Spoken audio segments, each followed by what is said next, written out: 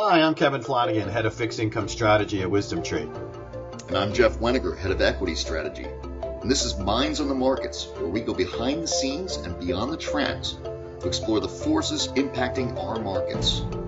Thank you, everyone, for dialing in and listening to us here on YouTube. Make sure you're liking and subscribing to the Minds on the Markets series here by Wisdom Tree people, those being me and Kevin Flanagan, the fixed income guru here at the money management firm. And Kevin, this week we were opining, I guess you could say, with this idea of everyone has a view on Fed funds, the rates themselves, but whatever happened to our whole discussion, which was everything everybody's talking about 2 or 3 years ago, with this transition from QE to QT that hasn't stopped? No, it hasn't. It's quite fascinating, actually. It's probably just the way Powell and company ordered it up, right? They don't want it to be part of the conversation. They like having their balance sheet kind of on the back burner, just simmering away. And that's the interesting part, is that we have the Fed already cutting rates 100 basis points. Right. So let's just call that accommodative monetary policy, even though, quote unquote, they're not at neutral yet. And then you have the Fed quantitative tightening, reducing their balance sheet, which is just the opposite, essentially, of rate cuts. Now, the Fed could say we can do them both at the same time, and they obviously have. But they did reduce the pace of the quantitative tightening, QT, last year. And now the question, where do we go from here? The balance sheet swelled because of COVID to $8.5 trillion. And let's be clear, when we're talking about the Fed balance sheet, I'm going to get technical. It's called the System Open Market Account, SOMA. Right. What does SOMA mean? It's just their holdings of treasuries, mortgage-backed securities, and federal agencies like Fannie Mae and Freddie Mac and things like that. So that's what we're talking about here, just their holding of securities. And it's dropped about $2 trillion. So it went from 8.5 to about 6.5. So they have made some headway.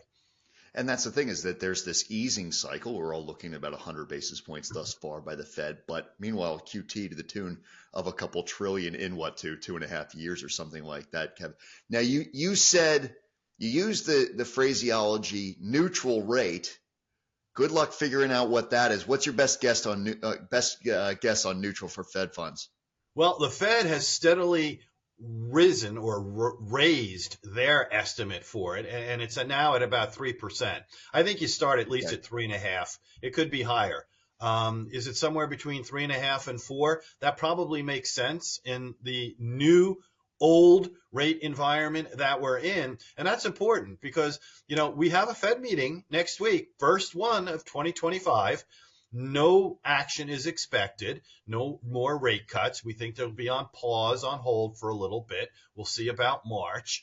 But will be interesting to see, does the Fed, begin the discussion? Does Powell talk about neutral at all? Because that's where the Fed wants to go. He continually emphasizes we want to get to neutral. What's neutral? 3%? That's a lot of rate cuts from here because we're at 4.25, 4.5. So 3.5, 3.75, that's a whole different ballgame.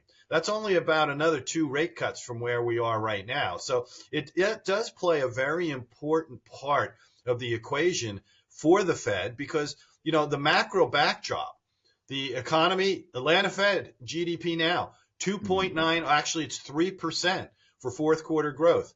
Inflation year over year, core CPI still at 3.2. So I don't think the Fed's in any urgency or rush to cut rates here. And then you're going to have the fiscal part of the equation. We now have a new administration and a new Congress in Washington, D.C. We have the potential for tariffs. We have the potential for regulatory action. We have the potential down the road for legislative kind of action coming through. So the Fed's got a lot to juggle here. So them sitting back and waiting to get to neutral, probably not a bad idea. Yeah, and as you like and subscribe, you see how I worked that right into it for you, the viewer. As you like and subscribe to us, remember, as Kevin makes a reference to the budget deficit to GDP ratio in the U.S., it's 7, Kevin. 7% is what Trump is walking into, and that right there is maybe the big cloud over fixed income going forward. So for this episode of Minds in the Markets, I'm Jeff Weniger. Kevin Flanagan, our fixed income wizard. Let's do it. That'll be the end of it. Thank you. Thanks.